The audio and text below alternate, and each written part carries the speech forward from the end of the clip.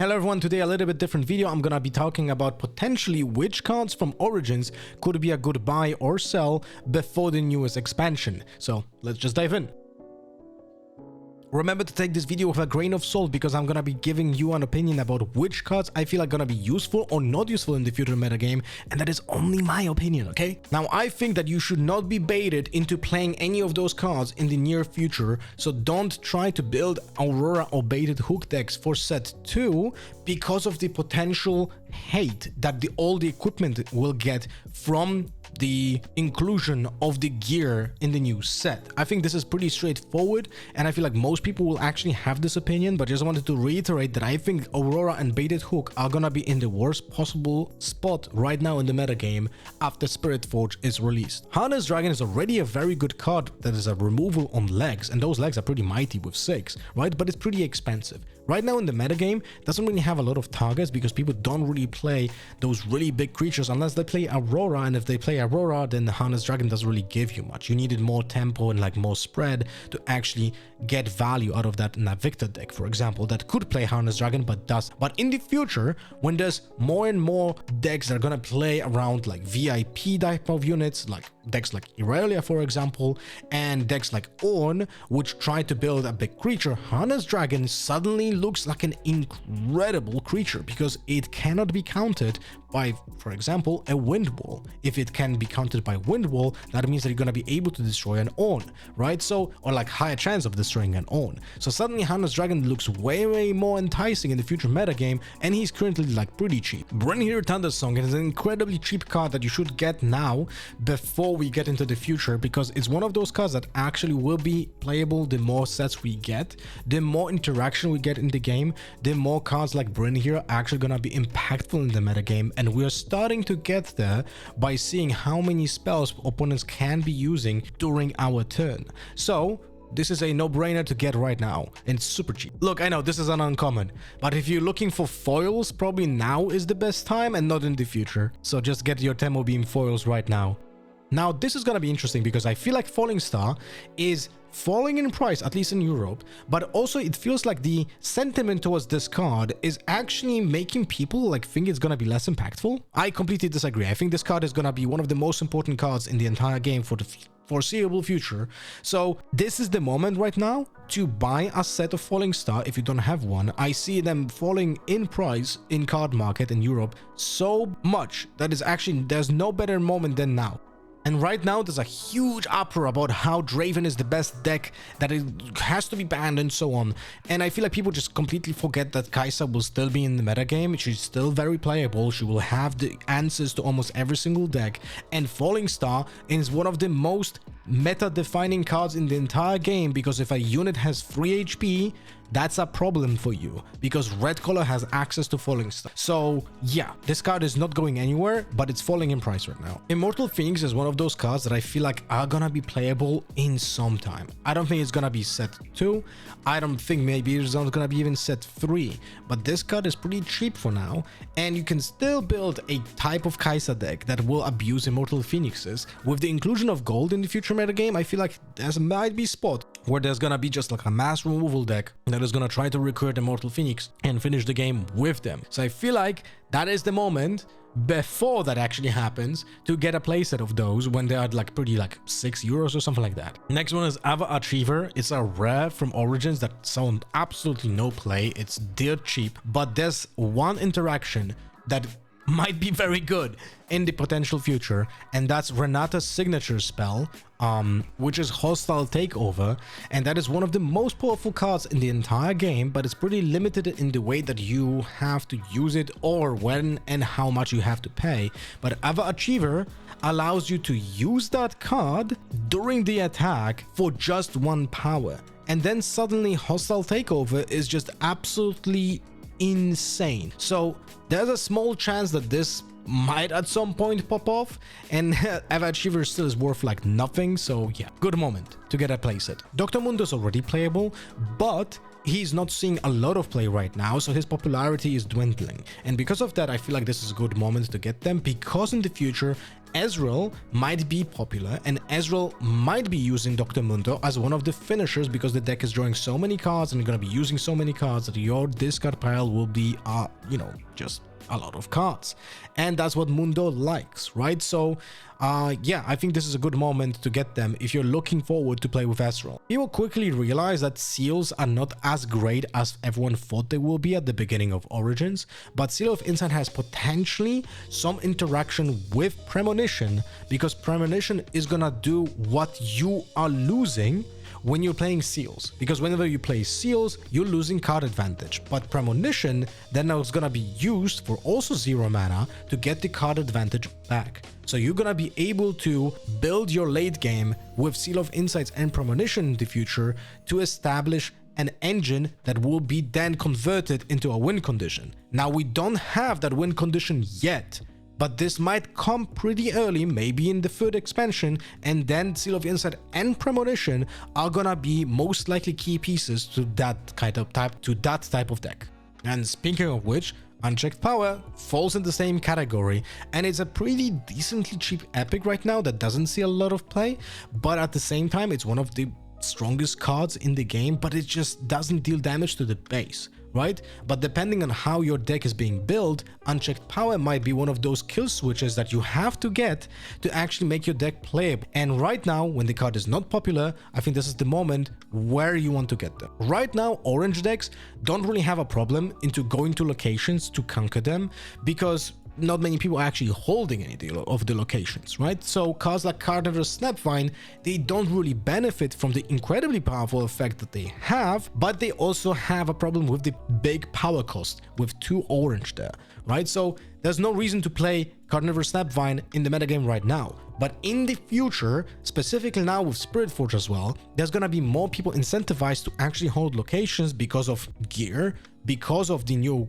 creatures that are just more powerful. So Carnivorous Snapvine might be one of those ways of getting back onto the board immediately, because it gives you interaction the moment you play that creature. Those decks like Master Yi might benefit a lot from having Carnivorous Snapvine in the future in their decks, and because of that, this card might get more popular. Sabotage gains in potential value in the future metagame because it can target equipment in hand. So, for example, when you play a purple and orange deck and you're able to play multiple cards that attack your opponent's hand, it's important to attack as many possible angles as you can. Sabotage gaining the possibility of having more hits because opponents will be playing spells and equipment will make it more popular in the future if you play orange. In the future metagame, I feel like Set or Fiora are gonna get more popular, one of those decks, and both of them want to play Set Brawler. Brawler is fantastic in Fiora because he can trigger the Mighty whenever he wants during your turn.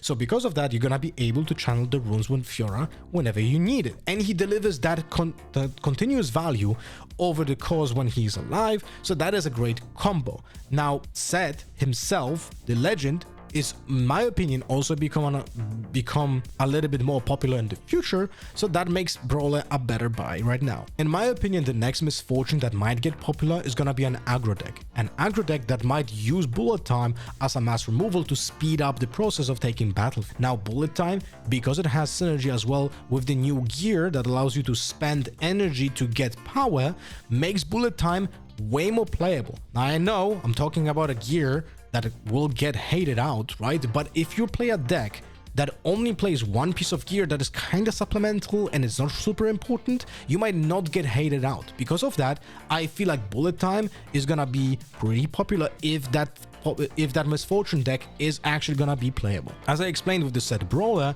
I think that Set might actually be tier 8 deck in Spiritforged, and because of that, he will gain in popularity. Right now, Set is completely unpopular in Europe. I barely see any sets being played, and you can see that in the card market price because it's going down from like 50 to 25 euro. If you're looking to play Chaos, this is probably the best moment to get your foils, like uncommons and stuff. Right now, Stack deck is of course incredibly playable, but it was more expensive in the past than it is right now, right? And it is gonna become, again, I think, more expensive in the future once people realize that Chaos is one of the best, if not the best color in the entire game. Now, Stack deck is probably going to be played a lot with Scrap Heap and Traveling Merchant together because of potential decks like Annie and Ezreal doing well, while the Siren is gonna be like, that is probably not worth much, but it's gonna be playable enough in an Iradia deck, I feel like, so that's gonna be nice. But it's just like, you want a foil, it's probably worth like 2 cents or something. So yeah, overall those uncommons here are worth having now before you need them, I guess, for the decks, and they're cheap apart from maybe start. In the future, decks are gonna be more and more refined, which means that they're gonna have more synergy between the cards that we're gonna be putting into the decks, which means that cards like Sabotage, as I explained, and Mind Splitter are gonna be having a better value option because they can more easily disrupt an opponent's plan. Combine that with the fact that Ezreal can, for example, play the Arcane Shift to replay Mind Splitter and discard another card from their opponent's hand, makes it a very big threat. So even though it's already a pretty popular card in Misfortune already, I feel like it's gonna be popular in different type of decks than Misfortune now with the Aurora. So if you're looking to play Ezreal and you're gonna be choosing a more discard heavy option, Mind Splitter is great for you. I feel like to some degree maybe Seaver is gonna be playing this, but also Misfortune can still play this in a more aggressive deck because those type of cards are great at more finding potential answers to what is currently happening on the board. Nocturne is currently not there yet, but in the set 3, I feel like we might actually be on a spot where Nocturne will be consistent. Right now we have Stack Deck, we have Cold Shot, we have Candlelight Sanctum, we have the Ravenbloom Fortress, which only discovers 1 card, right? So not exactly the best combo there, but slowly we are getting to a point when there's gonna be easier to play Nocturne for free. Once that moment comes in, this card is gonna get very, very popular. So be prepped for it. This is a good moment to get it before it gets popped. Rasa might be one of the key pieces to future Ezreal decks that are gonna be combining either that with Mundo or just straight up playing only Rasa, because decks like Ezreal, when they draw a lot of cards, but they don't have a way of playing all of those cards because they are limited by the energy